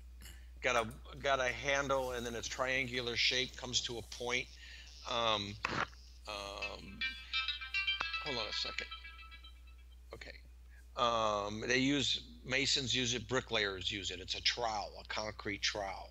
Anyway, that's what this cowboy says flying over his ranch almost on a monthly business a basis. I take the report, and took his eyewitness statement, the whole 9 yards, and just so you know, his ranch at the time that he was working on lay directly in the path in a valley that led right to Area 51. Okay, you with me? yeah, I'm with you. Just so you know, there was some like brushing wind sounds in the background. What was that? I have no idea. I didn't hear it. Oh, okay. No, no concern. Carry on. Anyway, that was like 1984, 85, whatever. I'm not really sure of the date, but it was around that era. And I went out there and investigated that case. Well, it wasn't until like 1989, my partner and I were down in New Mexico, and there's a number of air bases down there. I forget, not Homestead, that's in Florida. God damn it, I'm having a brain fart. But we were just south of the air base, and three F-111-17. It was the home base for the squadron for the F-117 um, uh, air base, and we were out in this pasture in New Mexico, and they flew over us at about roughly 1,000 feet, and I looked up, and they looked like flying trowels. The old cowboy was right. As soon as I saw the configuration of the F-117, I go, "Holy shit! The old cowboy was right." And they come to find out that's where they were testing it at Area 51 when they were developing the material to coat it for radar absorbing and the design to deflect radar beams and all that bullshit. One thing about Area 51 that I want to mention from a standpoint of law and what they're doing there regarding like people's ability to know. There's a sign outside talking about use of deadly force authorized, and it says you cannot enter here without permission from the installation commander. Been Uh, there. Oh yeah, yeah, yeah, it's and exactly. I know what deadly force is, and it does say that absolutely positively. yeah, and in the conspiracy theory with Jesse Ventura episode about Area 51, some guy from Rachel, Nevada, went with Jesse Ventura to that sign there, and Jesse Ventura asked, "How would you know who the installation commander is?" And the guy said, "You won't. If you try to file a Freedom of Information Act to find out who the installation commander is, it will just come back blank." Now, also Jesse Ventura, he tried to go to the office of the state representative in charge of the specific area that Area 51 is in.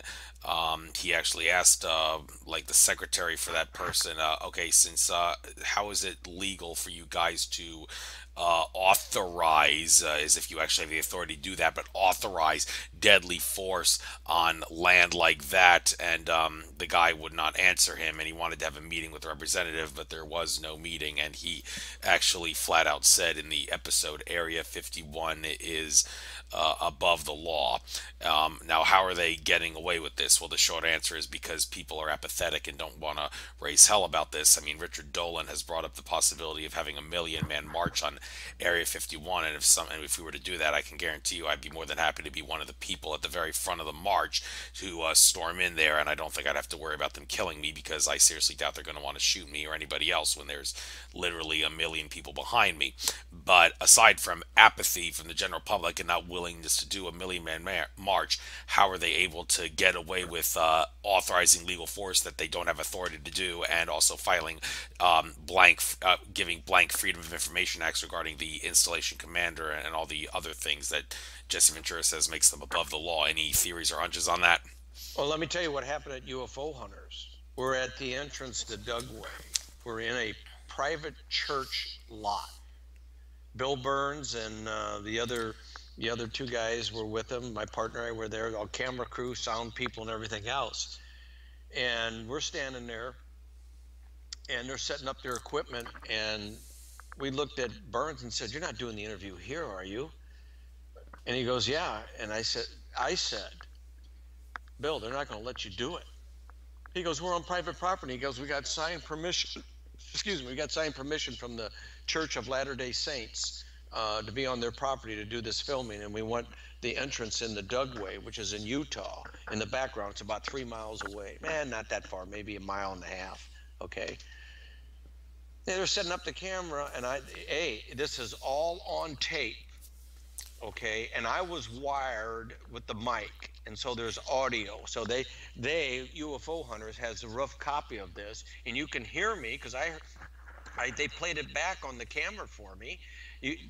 There's a red lights and siren coming out of the main gate, and here comes a official looking dark sedan, red lights, siren, and you can hear the sound people go, "Oh, there must be an emergency somewhere," and you can hear me in the background, my voice. I said, "Yeah, the emergency's right here." I said, "That son of a bitch is coming here. I told you they're not going to let you film." And he pulls right up in front of the camera. This cop gets out, okay, with his hand on his gun. I'm not exaggerating. This is all on tape. And he says, "I'm confiscating." Quote, "I'm confiscating the film." And I hadn't said anything up to that point. And I look at Bill Burns, and he's looking at me, and we're looking at the cop. And I go, "I don't think you're confiscating anything." He goes, "Who are you?" And I said, "We're here to do a film on a documentary." I said, "We got permission to be on this property." He goes, "You don't have permission to point cameras at the main gate." I said, "Yeah, we do. It's freedom. It's called the United States of America, pal. We're not filming anything that you can't see with the naked eye." So we got into a pissing contest, and we had to request the base commander, and they came out. And there's a whole story there, buddy. Yeah, that was all filmed. That was all taken down, and we had that discussion that night when about UFO hunters being taken off. Okay, and that goes to the very subject of what you're talking about, freedom of information and the right to people know. Let me tell you something. 1947 is familiar with the Roswell crash, right? Uh, that yeah, who isn't familiar with that? Exactly. Well, 6 weeks after the Roswell crash, Harry Truman, President of the United States, signed into law the National Security Act of 1947. And I'll paraphrase essentially what it says: in the interest of national security, I don't have to tell the American people anything. In fact, I can even lie to you. That's in there. That's in there. That's a fact. I'm not bullshitting. I don't sell wolf tickets. Okay? That is in, I'm paraphrasing, but essentially the Security Act of 1947 says that once the government slaps the brand of in the interest of national security, it closes the door to public scrutination. And UFOs, flying saucers, the real good reports fall under the interest of national security. And that's a fact. Yeah, it also turns the president into a dictator for all intents and purposes because the three other people on the Security Council Hey, are appointed by the hey, president. I think there are very few presidents that ever got the inside know on what's going on with flying saucers and ET, because presidents come and go. Okay, there's no guarantee that the son of a bitch won't even be assassinated, for Christ's sakes, and you got a VP in there. So they are, they are a faceplate for all practical purposes. Okay, yeah, the president wields a lot of power, and he can send boys and girls off to get killed. Okay, I mean, I got caught up in that situation when I was in the military. But the real movers and shakers on the subject of extraterrestrials falls into the black budget shadow government. And you can say, "Oh, Storch, you're a conspiracy." Hey, look, there is way too Congress. This is a fact. Congress, the Defense Department of Defense, cannot account for $6 billion. That's with a B, as in boy, dollars. They got $6 billion, and they have no idea where that freaking money went to.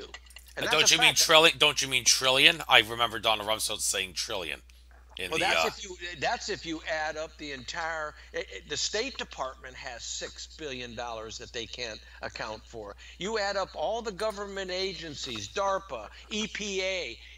There's a whole host of monies, and it could very well get to the trillions. I don't know what the total figure is, but it's more than you'll make.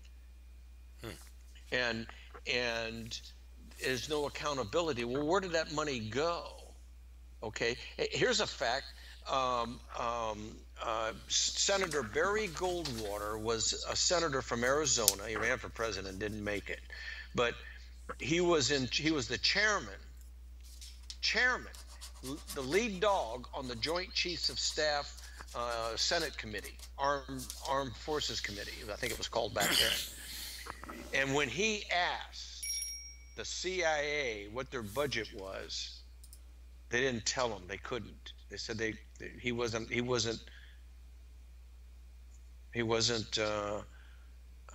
qualified to know what that was, what the budget for the Central Intelligence Agency was. It is classified what the budget is for the National Security Agency. Hey, now you ever ask yourself, Alexander, do you know how many security agencies that have federal? That's the reason why I call them the alphabet boys. But do you know how many there are? Just the security, intelligence and security. I don't know how many there are. I think at last count there was 47. You've got the Air Force intelligence, you got the Navy intelligence, you got the Marine Corps Army intelligence, you've got Homeland Security intelligence, you got the FBI, CIA, NSA, you got DARPA, you got the Defense Intelligence Agency, DIA. I think it gets up into the 47 bracket, and I may be, don't quote me on that, but it's up there. I'm not missing it by much. Okay, the number of agencies that are involved in security and intelligence. And how do we get there? Well, we're not supposed to be there. There was always supposed to be just 4 checks and balances: judicial, They're executive, violating legislative, and the people being the fourth. So you just nailed it. That's absolutely 110% correct. It was supposed to be a system of checks and balances. I think it was Thomas Jefferson or Adams. I don't know which one of them, but they warned the American people back in when they set up the government that government has to be accountable. It has to be. If it doesn't become accountable to the electorate, which is you and I, then they become dictators and kings. Okay, they have to be accountable. And when you have a president that signs, I'm picking on Harry Truman because essentially that's where it started. But when he signed the National Security Act of 1947 into law, and then George Bush signed the Patriot Act 1 and 2, okay, and Barack Obama signed the Defense Authorization Act July 1st, 2012. Buddy, you ought to read that one because all the pieces are in place for the government to take over, and that plays right into the hand of the shadow government. Hey, everybody knows. Hell, Ray Charles can see this, that in order to have one world government, you have to take down the world's most powerful country because we're not a hive mentality. We have the Constitution. And on top of that, we have the Bill of Rights. And therefore, that makes. Why do you think that um, a presidential candidate back in the 50s would say that the Constitution and the Bill of Rights is the most dangerous document that man ever conceived? Because there's an agenda to create global government, and then it was really enforced because World War II just ended, and they were trying to use that to justify all the things We've that they been were planning. marching towards one world government, and when we started walking upright and started talking to one another and chasing women. Okay, we started on that march. I mean, you go back to World War I. After that, we had the League of Nations. Well, that was a total disaster. And after World War II, we got the United Nations. Okay, and there's nothing united about any of those goddamn nations. It's a farce. It's a front. Okay, it's all about George Bush Sr. had a Freudian slip when he talked about the New World Order, the NWO. Okay, Bill Clinton, when he signed NAFTA, hey, you can say what you want to about Trump, but he's absolutely 110% correct. Okay, it was about control. What we did is we're slowly eroding the Constitution. Okay, you look at what communism, what they're back. Hey, here's a hot one for you. Giving you a little history, and you can check all this shit out, man. I don't make this stuff up. But back in the 20s and 30s, the Communist Party had such a bad name in the United States because of Stalin. Okay, they changed the name of the Communist Party. You know what they changed it to? The Democratic Party. Well, you're not far off. They called it the Progressive Party. Okay, but the Democratic Party is what the Communist Party Yes. is, and the Nazis are, well, the Republican Party is what the Nazis were in Nazi Germany. Hey, That's Jordan Maxwell talking. I just had a heated discussion here about 3 days ago because they were telling me all the benefits of socialism. And I said, look, I said, I'm a college educated idiot, so you got to take it down to the third grade level, but explain something to me. I said, you need to explain the difference between socialism and communism. And this guy started opening his mouth, and I go, hold on a second. I said, when you do, you have to explain the difference between Adolf Hitler and Stalin, because Adolf Hitler was the poster child for the Socialist Party. Nazi, that's what it stood for, the National Socialist Party. Okay, and Stalin is the poster child for communism. And they were both freaking dictators, ruthless sons of bitches. Okay, so you got to explain that difference. Well, you can make the argument that Hitler's regime was authoritarian, but Mussolini and Stalin, they were totalitarian. They were So all dictators, yeah, but they Andrew. were all dictators nonetheless. So I mean, I got that from Carol Quigley's book Tragedy and Hope, that Hitler was more authoritarian than totalitarian. It was Stalin and Mussolini who were the totalitarians. The government's wise in regards to how they were affecting everybody's lives. But either way, it was a in either dictatorship, and case, the government was in control of right, everything. right. And but getting back to government and UFOs and ET stuff, that some people say that's changing now, and we got a couple of subjects to discuss. Starting with Vladimir Putin, one of the conferences I was at in Mount Shasta, they said the Russian government Putin and his comrades in the Russian government, that national government, of all the national governments on planet Earth, the Russian government is the one that has the highest level of knowledge regarding ET and UFO disclosure. And the New World Order is very concerned about Putin because he's leaking like a sieve. And I'm sure that ET contact is not your idea of a good source, but I'd like to point out for the record that ET contact Brad Johnson, who channels Adronis, says that Vladimir Putin is meeting with extraterrestrials in like behind the scenes. Good ETs, that is, so that he can leak like a sieve and put a stop to the New World Order agenda and the Illuminati New World Order. They don't have anywhere near the amount of control over Putin and the Russian government that they had back in the day. That's all gone. So do you think there may be some truth to this? Russian government is our friend because they know about ET UFO disclosure. I think there's a real possibility on that. Okay, whatever the agenda is, and I have my feelings about that, but the goal, if you will, of this particular species is to bring us, humanity, to a certain point in not only in technology, but in understanding. You know, we're a very violent people. I mean, we kill one another just for the sake of killing. I think we're the only species on the planet that really does that to any great efficiency. I mean, we'll fight over religion, we'll fight over oil, we'll fight over gold, we'll fight over the skin color, we'll fight over religion.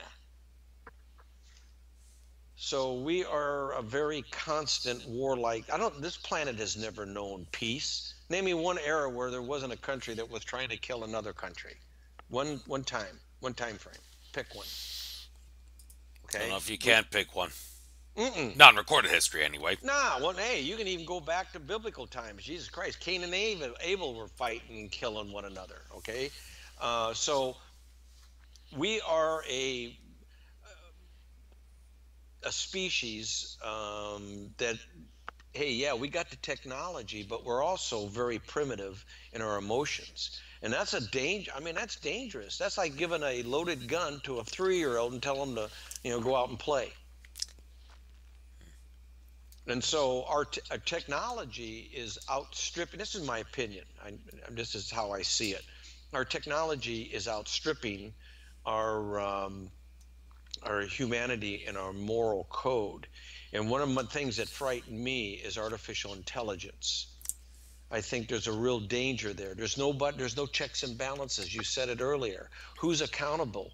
Private industry is running. Hey, computers and robots is like pizza and beer, man. They go together. Peanut butter and jelly. It's a match. Only this match is dangerous. I think it's very, very. Hey, you already got DARPA, okay, which is a military industrial think tank that go around experimenting all kinds of shit, wants to make the perfect soldier, a drone. That's fact. That's not my opinion. I can back it up. They want a drone soldier. They envision hundreds of thousands of robotic drones, okay, that can be programmed not only to carry out wounding, but it can actually go and fight. Instead of sending a flesh and blood person, you send this drone droid in there. I can tell you, when I was on the SWAT team, we had several robots. One was for picking up explosives. The other one was for negotiating with a hostage with a rifle barrel and a shotgun where the microphone goes, so that you could roll it right up to a suspect and blow his brains out if you had to. Oh, and speaking of rolling up and blowing brains out, or hopefully that won't happen, I mentioned earlier the possibility of a Million Man March on Area 51. That may not be so out of the question because Right. well, And I don't think you need 1 million people. I think if you got 10,000 at the front gate, that would create. Not only would you get the publicity, okay, that is required, and turn a light on, okay, but that's going to be very difficult for. And if you had 100,000, that's catastrophic for the authorities. And I'm speaking from from being inside. Okay, that having 100,000 people show up at the front gate of Area 51 demanding answers and holding a rally, if you will, would be catastrophic to Area 51 and government officials. If by chance you really got a million, you own them. yeah. Well, for the record, if anybody wants to start that, I'll be the front man in the rally because, well, I don't know. That's just me. So, but anyway, I also want to talk about another issue That regarding. means you catch the first shot, Andrew. Yeah. Okay. I'm Okay. infinite consciousness, so I don't really care if they kill me. Okay. I'll just. Okay. Okay. So anyway, other moving on to another related subject, I guess. Stephen Bissett and the whole thing he's pushing for regarding the government to admit that there is a UFO ET cover up. I did have him as a guest on my show, and I told him, you realize what you're doing is basically what whistleblowers, conspiracy theorists, and investigative journalists have been doing, like on YouTube and other alternative media sources. So, like, what's the point? Would I be correct in assuming that the point is that you realize that the sheeple among the general public are not going to believe it unless the government flat out admits it, and your job with what you're doing is to get the government and or mainstream media to acknowledge, yeah, there is a UFO ET cover up. And he said, yeah, that's it in a nutshell. I do realize that, and I do realize people will not believe it unless it is officially acknowledged by the mainstream media or government. Although when it comes down to it, that's kind of sad because it just goes to show you that for whatever the reason, people are very, very selective in regards to what they will believe is a good source, and the good source in this case is a source that lies all the time, government and mainstream media.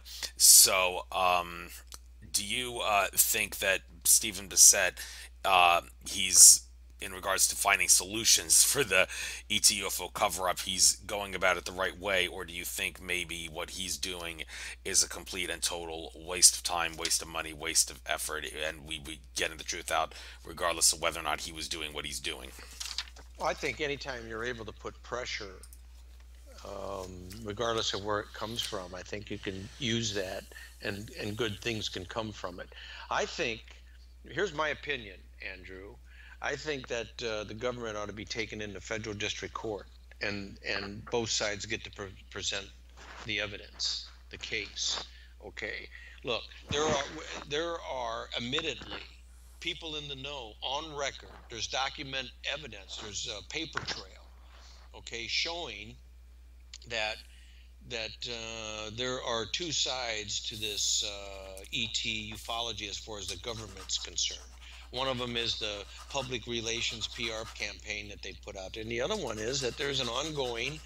Um, I, I don't know to the extent or the level, but there's an ongoing interest within certain government entities concerning ET and flying saucers. Okay, there's way too much evidence. You have the FAA, one of the directors for the FAA, on a case that happened up in Alaska involving a Japanese airline pilot flying over Alaska to Japan. Okay, that almost caused a near collision. It was investigated by the FAA. The director of the FAA says two men in goddamn civilian clothes came in on the briefing and then gathered up all the material and said this incident didn't happen. That's the director for the Federal Aviation Administration on the incident that occurred over Alaska. That's documented. That's from the government's own records. Okay, that's not Ken Storch. That's not Andrew Fisher making this shit up. That's coming from official records and eyewitness testimony. The FAA, he testified. Okay, what they found, that this was a true encounter with an unknown craft. There were way too many eyewitness and experience witnesses. Hell, this goddamn Japanese pilot had like 45 years of flying time. So he wasn't a cherry, he wasn't a rookie. He had radar confirmation. Another airline flying in the opposite direction saw the object. Okay, so you have three independent radar sites indicating that the pilot is seeing something directly out in front of him. You have to rely on what the pilot's seeing. It's like the engineer on the train. He's telling you what he saw. Now, you can either believe it or you don't. But you look at the physical evidence, and it's going, well, there must have been something there. There was three radar sites. You know, you got a pilot and a co-pilot. You got a pilot flying in the opposite direction telling you there's something there. You got to go with it.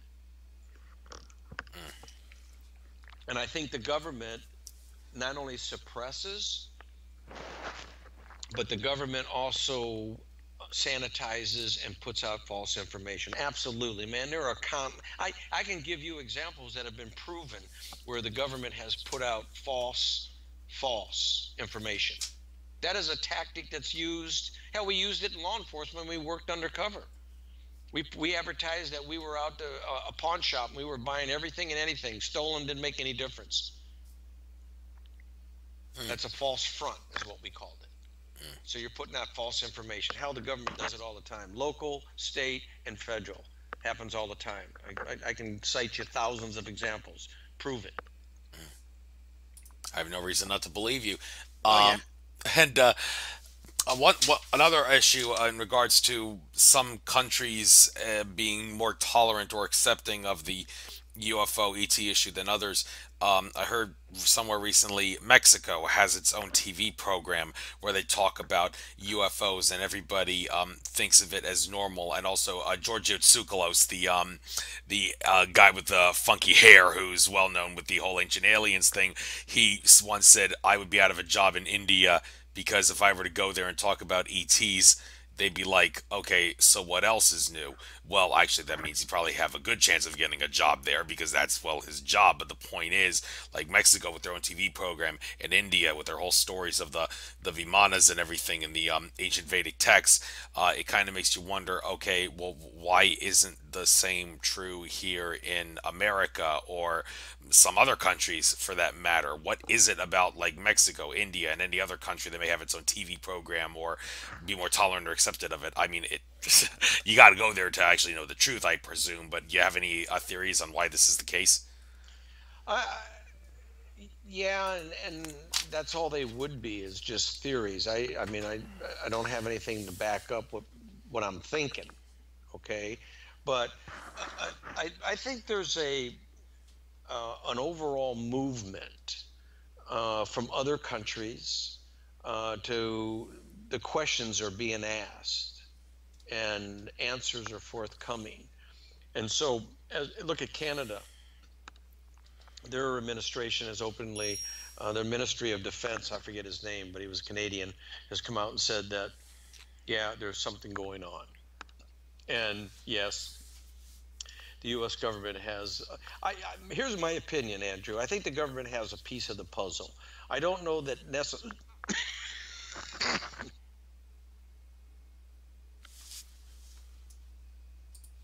You all Sorry right? about that. Yeah, Okay. I'm here. Okay. That the government necessarily knows the whole picture. I think we've been in touch with ET. And when I say we, I don't necessarily mean this country. I'm more leaning towards the shadow government. When I use that phrase, it just doesn't incorporate, the United States. It incorporates all the countries basically that have a power structure. And, maybe not necessarily some of the Arabic countries because they're in such turmoil, but like Russia, England, France, you're more stable.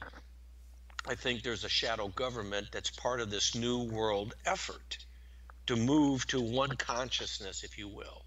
Okay? One world religion, one world government, one world currency. I mean, everybody sings Kumbaya and we get along. Well, whether or not that is part of the plan that ET has to get us into this hive mentality, if you will, and we have one, I don't know that. Okay, but I think that a number of countries and a number of governments are letting things out because pressure is building. People are asking questions. I started asking questions within the Lutheran religion. It's like, for instance, this is going back when I was in high school. How can the Virgin Mary be a virgin and yet give birth to a child, Jesus Christ? How does that work? Well, the only reasonable explanation for that is artificial insemination. That's the only way she could conceive a child, other than Joseph, and he was too old. He was like 90 years old or whatever. She's this young female. He's not banging her. She's a virgin. yet she conceives a child. That's artificial insemination.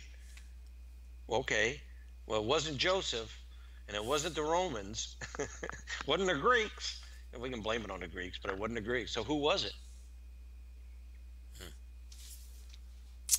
Yeah, that very critical question there, and a lot of people are gonna be open to speculating the true correct answer.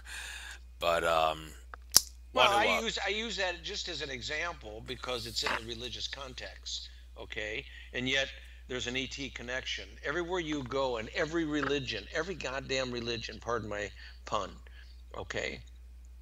There is a ET, a number of connections relating to extraterrestrials, whether it's Islam, whether it's Buddha, whether it's Christianity, Judaism, they all basically tell the same story.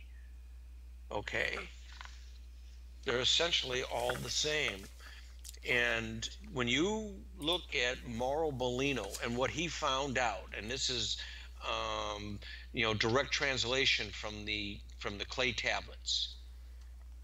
And what's interesting, he went to several Hasidic monks and Jews and said, "Hey, am I reading this right?" I'm paraphrasing, but am I getting? And they go, "Yeah, you got it." I mean, he went to his colleagues to make sure that he was interpreting the ancient writings correctly, and they affirmed it. They said, "Yeah, that's what it says." And so when he started questioning the Catholic Church, okay, they fired him. After 12 years, they fired him. And they slammed him with a lawsuit to keep him from publishing and talking. And Mauro Bellino won it. He won the case in an Italian court. He's still a hard belief Christian, believes in God. Okay, I've talked to him at length 3 different times. He's an interesting, very intelligent, speaks like 12 languages. I think he writes 7. But what he has uncovered parallels a lot of what Stitchin said, but Mauro Bellino is much more in depth in terms of what it, quote for quote, this is what it says. This is what the Sumerians were relaying. Okay, they were jotting down what they were seeing and what they were being told. They were given the cuneiform writing by the Anunnaki. Excuse me, by the Yahweh. That was the tribe that the Sumerians encounter. There are other tribes, and I don't get all their names, but they're all part of the Anunnaki race. There was a whole race that came here, but different factions of the race settled in different portions of the planet. And I truly believe that initially they genetically altered, whether they brought the creature here or they found it here. I'm not sure which, but here's a hot one for you. I get in this argument all the time with anthropologists and evolutionists. Okay, if we descended from monkeys, and I took an anthropology class in college, and the instructor didn't like me because I asked the question. If we descended from monkeys, and you're telling me there was this cataclysmic event where monkeys went one way and humanoids went the other, 2 questions come to my mind. I'm just a simple guy, man. I being an investigator. A, what was the cataclysmic event? And B, we've got 6 million years of fossil records on the chimpanzee and the gorilla, and they have not changed one bit. Oh, they might have gotten a little smaller or whatever, but they haven't built any homes. They haven't done anything. They may have a language that they understand. That's okay, I got that. But in 6 million years, there has not been one evolutionary, in the fossil record, evolutionary step forward. So those are my 2 questions. In terms of, we come from a monkey. No, that cataclysmic event, this is my opinion based upon my research, is that's when DNA was subjected to a creature of some sorts, and a hominoid was created. And if you listen to Mauro Bellino, the reason why we were created initially is to do mines. The Anunnaki were after the gold that was on this planet. Apparently, it's rich in gold, and gold is a very unique element, and they didn't want it for its monetary value. They wanted it because they claimed later that it ran their spaceships. Gold is what powered their spaceship, whatever Yeah, that meant. yeah. There's also the theory about them trying to shield the atmosphere. They're planning to beer with gold, but that's I don't subscribe to that. And even the Akashic records or I either do that I use believe a that. Hey, source said that was not true. hey, Andrew, it's not widely reported, but you've got diamond mines and gold mines in South Africa that are down about 2 miles, and they're coming across evidence that there's a mine shaft that's there. All the more evidence that there really was something going on there. Oh, Yes, and absolutely. Oh, yeah, absolutely. And so I mean, what I go by what the Anunnaki said. Hey, we're here for the gold, and Sumerians go, okay, so they mine the gold for their god. Actually, it was their gods. yeah, gods, key word there, Plural. Well, plural. Yahweh, like I said, it was plural. It got changed to singular, and Yahweh became God. It should have been gods. Right. Thank you for clarifying that. And on that note, I guess I might as well bring this interview to an end. It was fascinating to say the least. Was very concerned that maybe I may have to. This may just be an interview about UFOs, ETs, and cops. The connection, but no, you actually made it a lot more interesting, a lot more than just that. And I'm very glad you did. This is very worthwhile. I learned a few things from this and talked about subjects I had no idea we were going to be talking about on this Yeah, show. well, This is that's the beauty of it, wherever it goes. hmm, Okay, I enjoyed and privileged that you were thought I was worthy enough to be on your show. I appreciate it. Thank you very much, and I hope you get some feedback. Let me know, brother. all right. I'll upload this to YouTube and hopefully iTunes as well. Take care now, and best of luck. Adios. Bye bye. All right, folks, that's the end of this show. And, well, the recording is finished, so that's all I'll be able to upload to YouTube. Those of you who are listening on Capricorn Radio can still hear me, but you won't be able to hear me at this point. So I'm going to end the show now. Tom Carey will be the host. Excuse me, not the host. Yeah, I'm the host. The guest next week. And hopefully after that, I'll be able to start going to Fridays as well. So that's the end of this show. And namaste, everybody. Andrew Fisher signing off. Enjoy the rest of your trek throughout infinite consciousness.